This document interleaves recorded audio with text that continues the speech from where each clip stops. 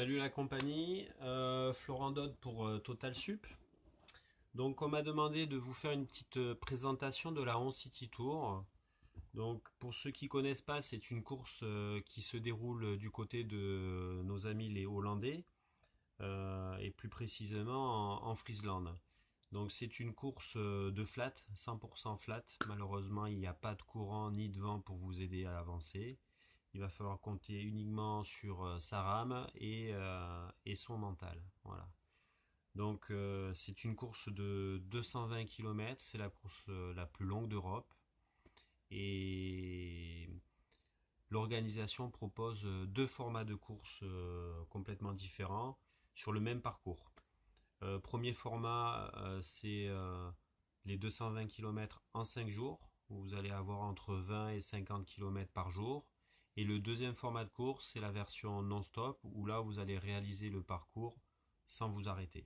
Voilà. Donc il va falloir gérer vous-même votre effort, et vous avez la possibilité d'avoir une aide extérieure pour tout ce qui est ravitaillement et bien sûr assurer votre sécurité. Voilà, donc deux formats de course complètement différents. Ça s'adresse à qui? Bah, le premier format de course, ça va s'adresser plutôt, on va dire, à tout le monde.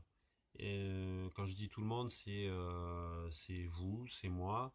Là, il va y avoir une vraie course, c'est-à-dire que vous allez être confronté aux autres, même si c'est des fois des longues distances, c'est quelque chose qui est largement faisable. Voilà. Le deuxième format de course, lui, le non-stop, va s'adresser plutôt pour les gens qui sont euh, plutôt à la recherche du dépassement de soi-même et qui souhaitent faire une course non contre les autres, mais plutôt contre eux-mêmes. Donc c'est une course où il va falloir un petit peu dépasser ses limites physiques, mais surtout mentales. Voilà. Donc, comment s'y préparer à ce genre d'épreuve? Ben, vous doutez bien que vous n'allez pas arriver les doigts dans le nez, donc il va falloir quand même, enfin, en amont, un gros volume d'entraînement.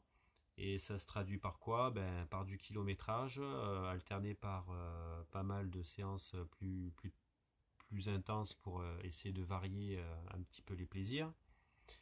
Mais ce qu'il ne faut pas oublier, c'est qu'il va y avoir aussi, malgré cette préparation physique, une partie psychologique mentale qui, elle, va être primordiale si on veut pouvoir arriver jusqu'au bout de cette aventure-là. Voilà.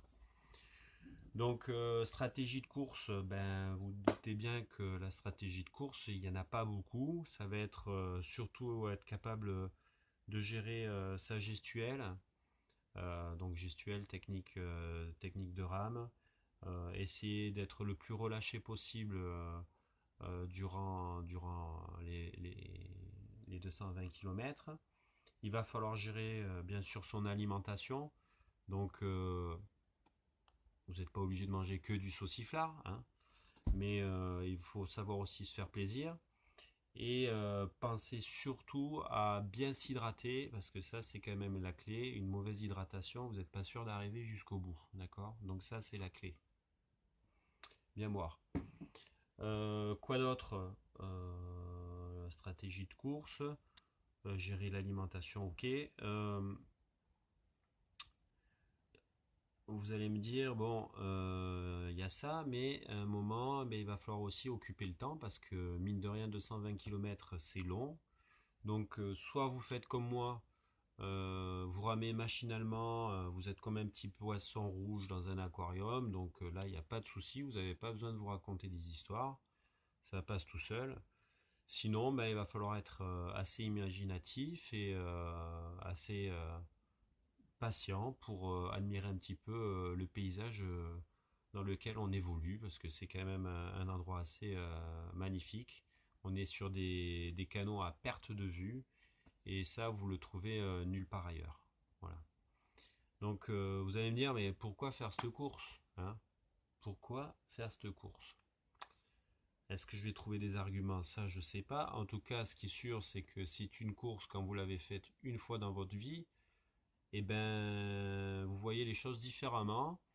parce que vous êtes passé tellement dans des phases différentes, de douleur, de souffrance, de plaisir aussi, que quand vous êtes au bout des 220 km, eh ben, vous avez l'impression d'avoir des ailes qui vous poussent. Ouais. Bon, la chute après est d'autant plus rapide. Mais c'est une sacrée expérience, c'est une aventure hors du commun, euh, et c'est quelque chose à vivre.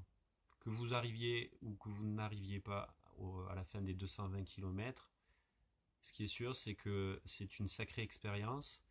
Au niveau accueil, vous êtes bien accueilli par l'organisation. Vous êtes dans un cadre magnifique. Vous avez des kilomètres à perte de vue rien que pour vous. C'est vraiment quelque chose d'unique, unique au monde. Voilà. Donc, si vous avez des questions, si vous ne savez pas trop encore si c'est faisable ou pas pour vous, des questions techniques ou autres, ben, n'hésitez pas, vous pouvez m'envoyer des questions, j'y répondrai avec grand plaisir. Voilà. Donc moi cette année, en revanche, malheureusement, je ne pourrai pas y être, car j'ai prévu d'autres projets sportifs. Et donc, ça va être compliqué pour moi de tout faire en même temps. Voilà. Donc, à la prochaine. Et pour ceux qui se tâtent encore, ben, n'hésitez pas, c'est une sacrée aventure.